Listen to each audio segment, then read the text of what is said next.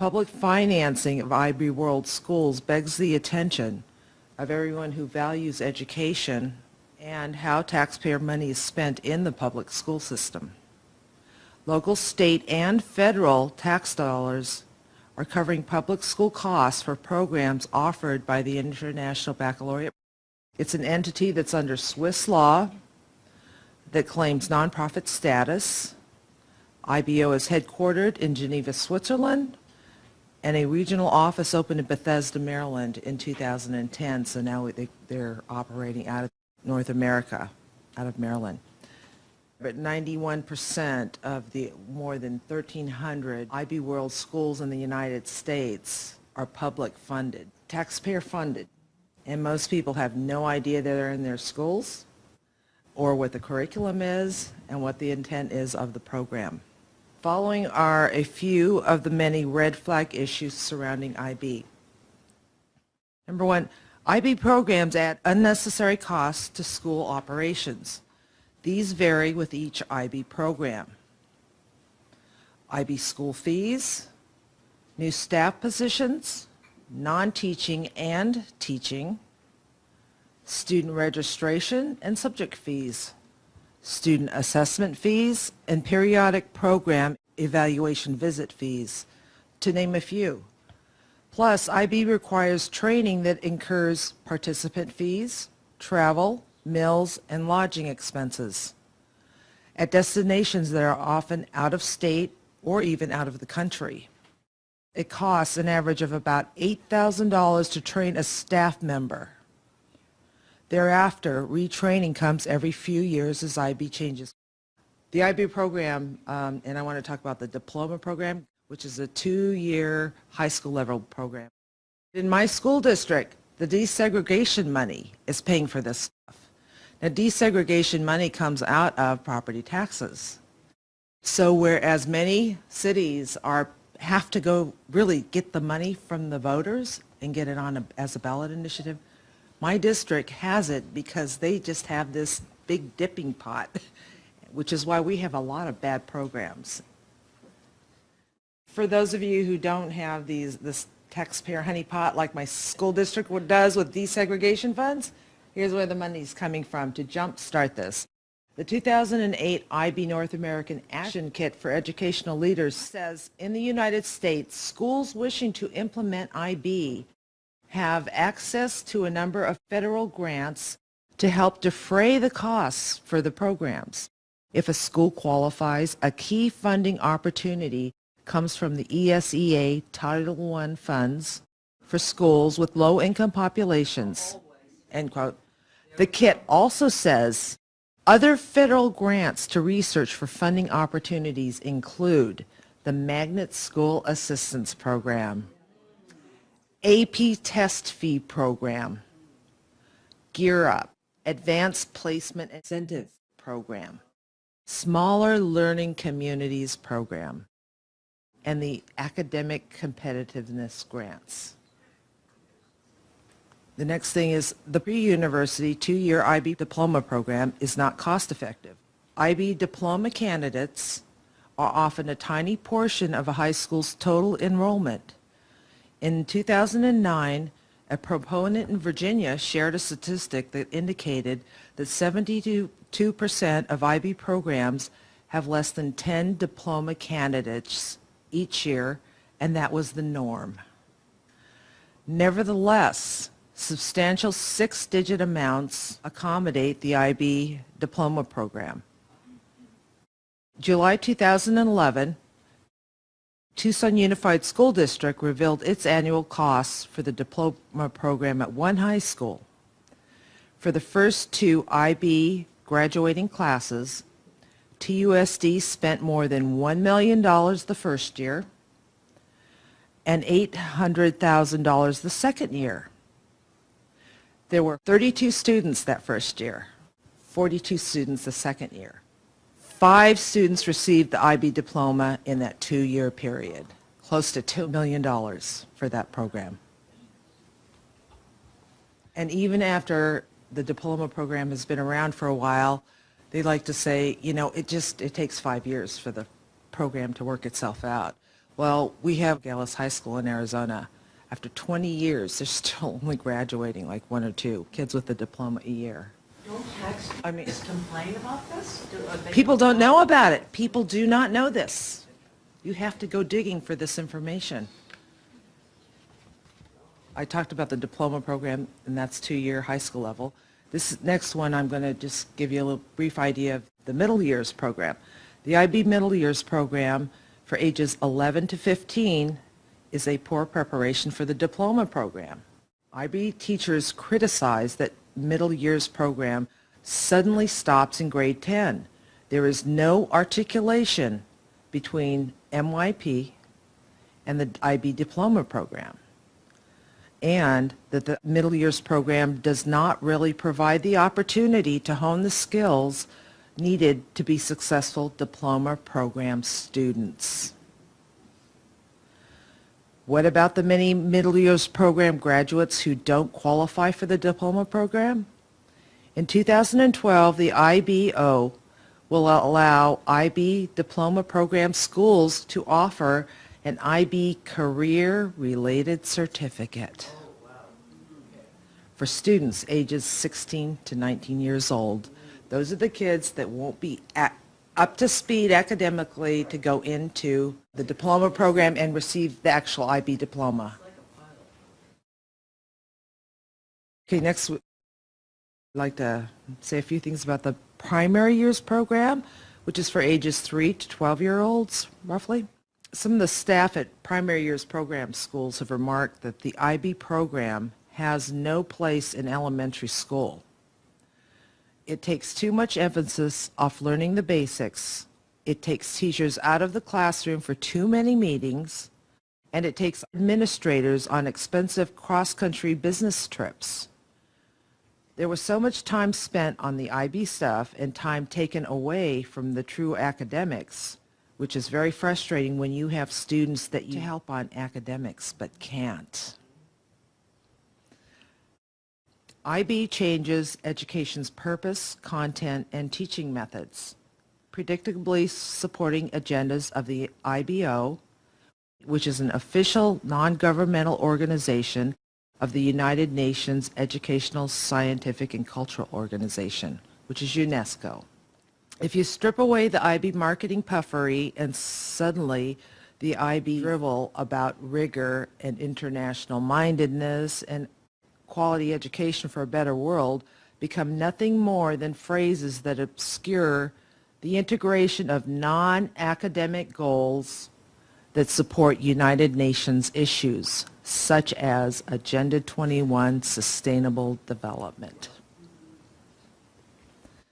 UN Agenda 21 tramples values of individual liberty, private property, and equality under the law, but that's a story for another day, and that'll be tomorrow.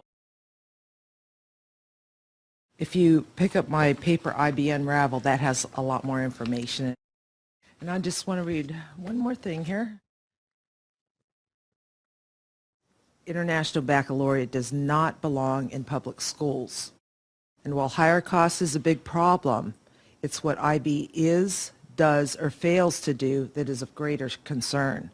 This became apparent during my research that was initiated in part because of my history. During the 11th and 12th grade, I lived outside the United States and attended a private K-12 international school with students from many countries. There was no International Baccalaureate program. The high school standards supported admission into the top U.S. higher education institutions. Years after I graduated from the international school, IB appeared as an option, and I wondered why. Given my background, I might have welcomed IB, but as I learned more about the program, it was obvious that IB intends to create a particular kind of global citizen and a particular kind of intercultural understanding and respect. The IB brand is troubling.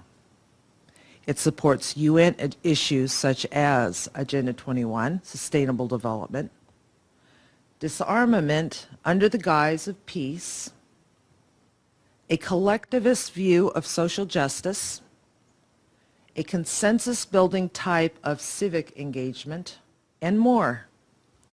Cloaked in utopian feel-good jargon, the UN system is communitarian in nature, or communist. Communitarian being communist. Strip away the high-sounding rhetoric, and what comes into view is central planning for all aspects of life, from cradle to grave. IB supports a global system that requires a population to be adaptable to change and be agents of social change. Why? And exactly what kind of change is looming? Bottom line, these strategic plans of social engineers will only produce a sustainable world for a gaggle of self-appointed and their ilk, who regulate and monitor what the rest of us think and value and how we live. Those who are adverse to Big Brother machinations need to watch the international stage and pay attention to the type of so-called education programs that are funded with local, state, and federal tax dollars. I emphasize that IB is not the only problem. Other education innovations use similar methods to meet similar objectives. This is a tasteless joke on the public. Many programs share the same affective with an A, which means value, attitude, and behavioral goals, under the cover of special themes, school choice, community education, and others. If these are not in your area, just wait. School districts need only to acquire a large enough pot of money and replace the existing teachers in the system. You know, the ones who value teaching. If public schools are to educate, there must be a halt to public-private partnerships that allow for private self-interest meddling and an end to the taxpayer funding of unsubstantiated, progressive, humanistic experiments with children. A permanent fix requires school leaders who will not continue to subvert education. It is not costly to provide students with a strong academic foundation and extracurricular activities that help build a solid base for a wide range of life options. But a cradle-to-grave, lifelong education, social engineering system is an unjustified economic burden that reduces opportunities. IB programs globally spread this concoction. Community members would be wise to look carefully before leaping off this cliff. So if anyone has any questions, I'll be happy to, yes. Is there any other, say, an acronym or any other language or name for this program? Not really, because what the school districts have to do is go through an application process. It takes 2 or 3 years. They pay money out every year, and they have to submit documents, and it's supposed to be going through these community processes, make sure everybody wants IB. And that's all happening oftentimes under the public radar, because they just pick their friends to go to these meetings. It's the same thing as with Agenda 21 Sustainable. Yeah, everything's pretty much rigged. Your neighbor. Well, they have to be giving money for this, right? They're paying out money. Oh, yeah. They have to pay. They certainly. If you look. Yeah. Yes, you can find it, but IB, the acronym I and B, yeah, International Bank. Or if you see the term IB World Schools, because once you become authorized to teach the IB curriculum, you then can use the title IB World School. Now, if you think about this, this is almost like the biggest school district in our entire country that nobody knows anything about. What school district in the U.S. has, you know, well over 1,300 schools in it? And if you have legal, no, IB, IB schools. Oh, yeah, I see what you mean, yes. All the legal issues have to go back to Geneva if you've got problems with this program. It's like a school district. It really is. Is there also a site to go to check for this, to look up? So happen to have done a survey of all the schools. It took me a long time to get the names of all the schools in this entire, well, in the United States, and put them all together. So you can look at this Tell you what, why don't I pass this around and you can look, you can look through your eyes. Everybody can take one. There's one more thing I want to just mention I've got. It's called Beyond IB Puffery, and what I had been doing was saving all the articles and reports done by school districts, parents, teachers, administrators, all the comments I could find from many different sources, different articles and comments. And these are all available online on AmericanDeception.com, my last name, and International Baccalaureate, you'll have things about it. Yes. After retiring as a music educator, 29 years, and going and doing substituting in Greeley, high school, middle school, and high school. I substituted for the band director. That particular class was sitting down, listening to classical music, maybe making some comments about it, maybe writing a report or something like that. But in his office, he had a booklet, and it was on IB music using theory, music theory. I scanned through that, and I said to myself, I wouldn't teach this in the high school. It really doesn't have a lot of value. I mean, if I'm going to teach music theory, I've got better materials to use. It seems to me that the Greeley students that were there, most of them came from homes that were fairly well-to-do, but it appeared to me that it didn't sound like it was a really big thing in the school, and it appeared to me as something that, was a little bit of extra fluff that, it didn't seem all that important. But I have a question. Do they teach in the program, in any of the courses, sex ed? I'm sure they're teaching the worldview. They have a different structure. They don't have to list it, actually, if they want to. They can just integrate it into anything they want. I mean, a lot of things that happen in there you never know about unless you know a kid that's in the program. And one thing I want to mention, because this is really important, as the IB diploma program, so this is at the high school level now, as it has grown around the country, at least in the records I have so far up till 2008, the percentage of students receiving the diploma is actually going down as there are more schools and more students in the program. Creativity Action Service is one of 3 core requirements of the IB diploma program. It is the single biggest reason that students fail to receive the IB diploma.